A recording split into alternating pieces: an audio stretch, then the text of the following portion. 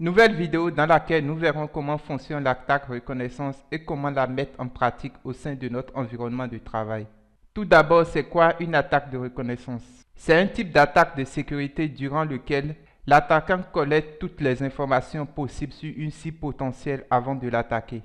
Cette attaque, dite de reconnaissance, est divisée en deux catégories, à savoir la reconnaissance active et la reconnaissance passive. Durant la phase de reconnaissance passive, l'attaquant n'interagit pas directement avec la cible pour obtenir des informations.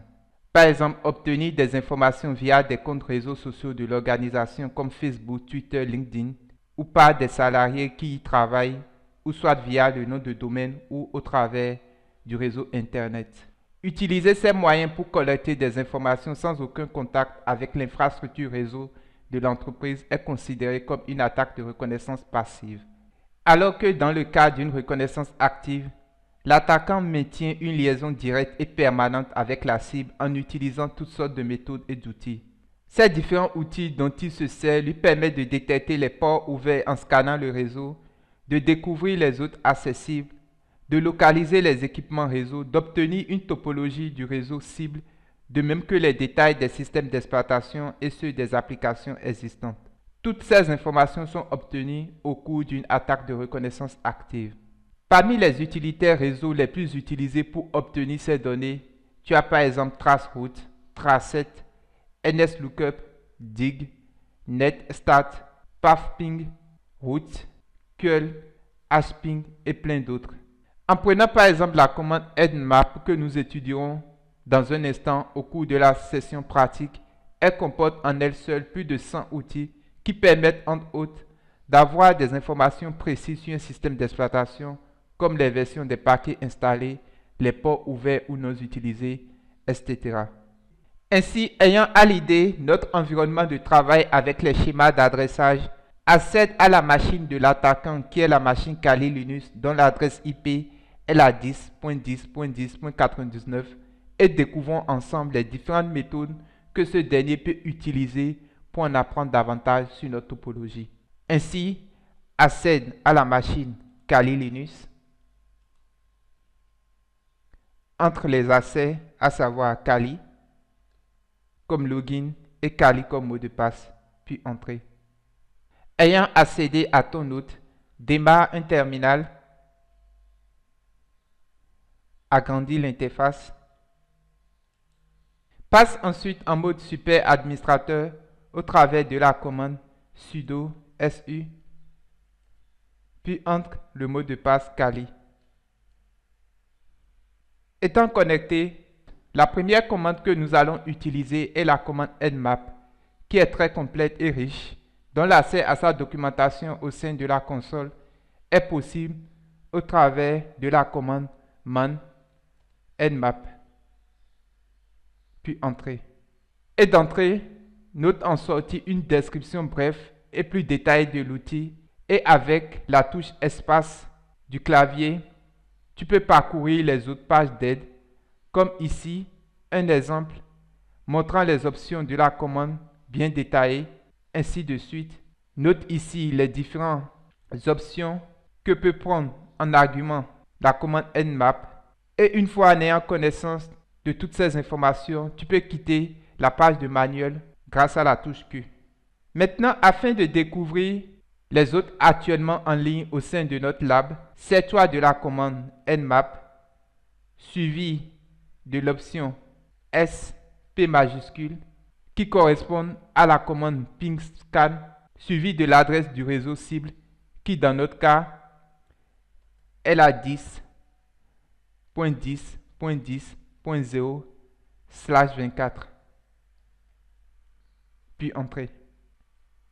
Et en sortie, tu as la date et l'heure mentionnée du scan suivi des informations précises sur les autres découvertes qui sont en ligne, comme ici l'autre 10.10.10.1 dont voici l'adresse MAC 01 qui correspond au routeur Edge. Note également la présence des autres .33.44 avec leur adresse MAC correspondant au serveur web, les autres 66.77 qui représentent les applications web vulnérables et même la présence de l'adresse IP de l'attaquant Kali Linux qui est également détectée, à savoir l'adresse IP .99, et voici également l'adresse MAC de cet hôte. Note en tout la présence totale de 7 hôtes actuellement en ligne qui ont été découverts au travers de notre commande Nmap. Ainsi, pour apprendre davantage sur un hôte de façon précise, par exemple connaître son système d'exploitation, sers-toi toujours de l'utilitaire Nmap, suivi cette fois-ci de l'option O majuscule avec l'adresse de la cible qui dans notre cas est 10.10.10.44 qui correspond au serveur web Windows de notre topologie. Et en sortie, voici l'état de la machine qui est active, les ports applicatifs ouverts dont les ports applicatifs 80 et 443 pour le serveur web Apache, l'adresse MAC de la machine, le système d'exploitation installé qui est Windows du type client. Juste avec la collecte de ces différentes informations, l'attaquant peut aller chercher les vulnérabilités existantes sur ces différents ports ouverts de ce système d'exploitation. Notre second serveur web Linux ayant comme adresse IP la .33, alors servons-nous de la commande toujours nmap suivi de l'option O et de son adresse IP la 10.10.10.33 puis entrée.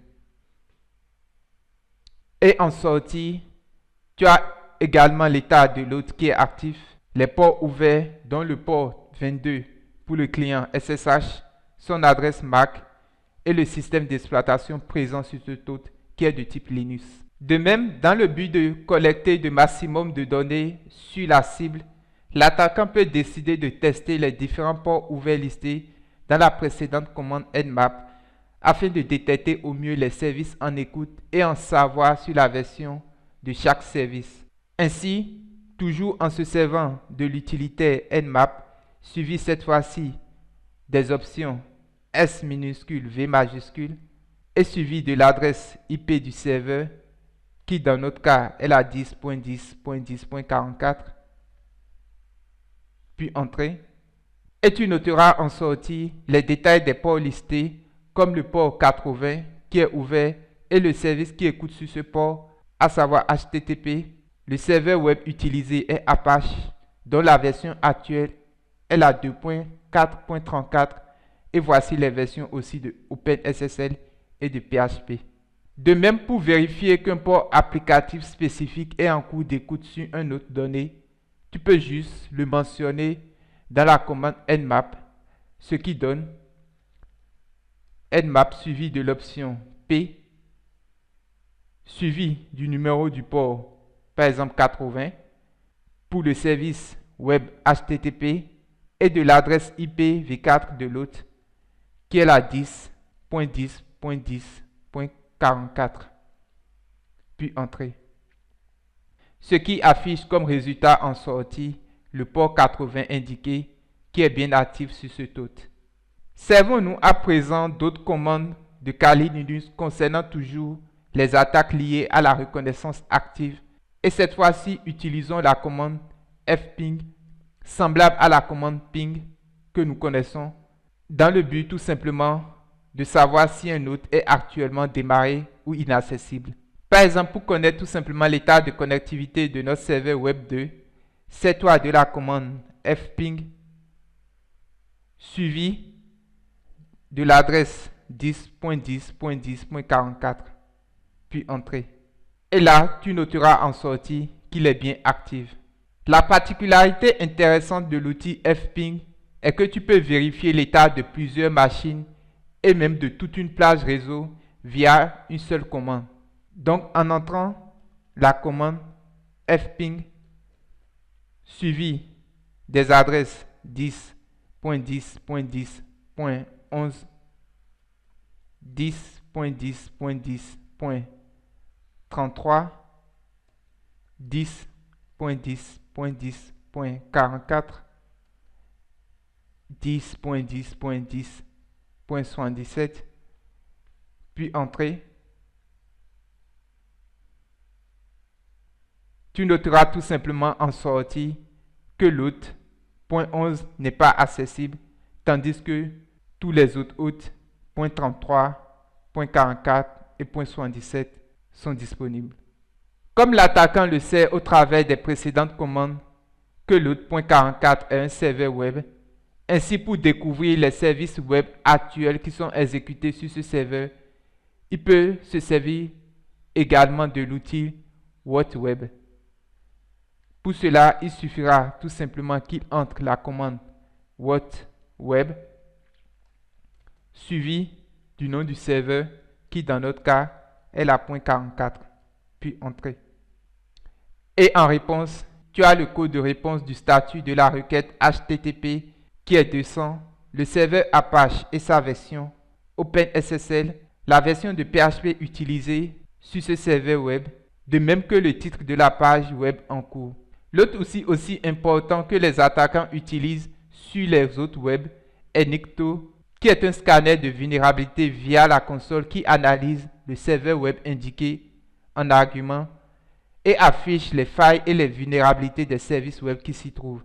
Ainsi, grâce à l'utilitaire Nikto, suivi de l'option hash et de l'adresse IP du serveur web, puis entrer, tu remarqueras en sortie, dans notre cas, que le serveur web OpenSSL, dont la version actuelle est la 1.02, n'est pas à jour car il existe une version plus récente qui est la 3.0.7, de même que les services Apache et PHP. Passons à un autre utilitaire considéré comme une boîte à outils très utilisée pour scanner les ports des autres cibles, qui est hping3. Pour l'utiliser sur l'autre serveur web 1, entre tout simplement la commande hping3 suivi de l'option "-scan" pour scanner les ports allant de 1 à 65 535, suivi de l'adresse IP de la cible qui dans notre cas est la 10.10.10.44 avec l'option S majuscule qui désigne le flag SYN du protocole TCP et l'option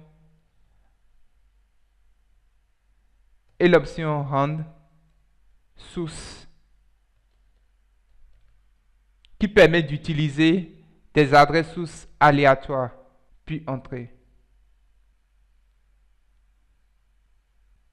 Et voici les ports applicatifs en cours avec HTTP, HTTPS et bien d'autres protocoles.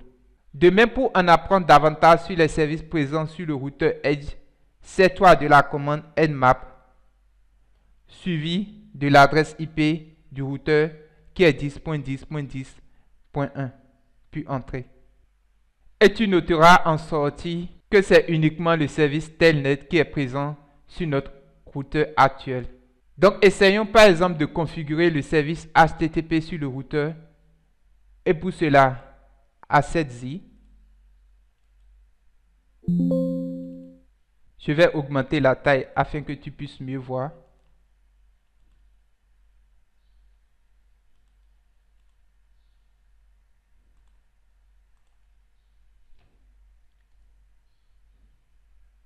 Passe en mode privilégié. En configuration du terminal grâce à conft, puis entre la commande IP HTTP secure server, puis entrer.